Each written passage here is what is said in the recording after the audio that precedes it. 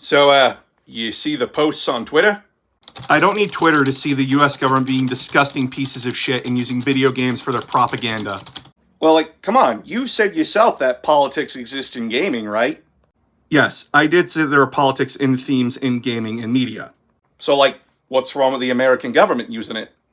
The problem is that they are comparing immigrants to the parasitic species called the Flood, or using gotta catch 'em all when referring to people that are just trying to live their lives.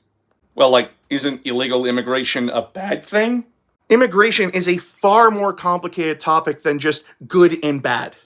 But I can tell you right now, it's fucked up to compare a group of people just trying to escape either bad or economically bad situations to an alien parasite that needed galactic genocide to be stopped. Oh.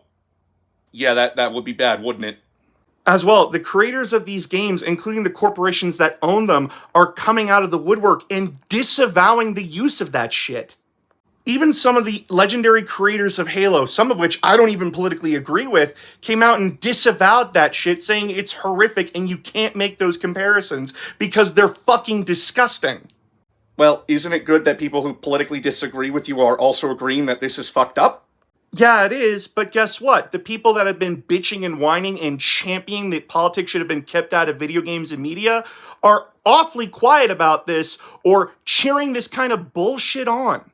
The people cheering this on are the same kind of people who got mad that a historical figure within Japanese history, a black man, was included in said history. The people screeching and making a big deal about Western censorship sure are very happy that stuff they don't like is being censored and threatened.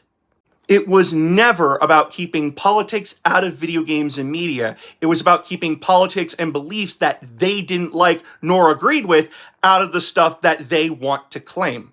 But, aren't there things that were censored even before the Trump administration got in?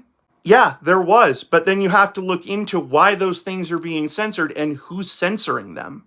At least in the States, most of the multimedia providers are owned by allies of Trump, or whose leaderships are a part of groups and movements that seek to censor anything that goes against their religious beliefs.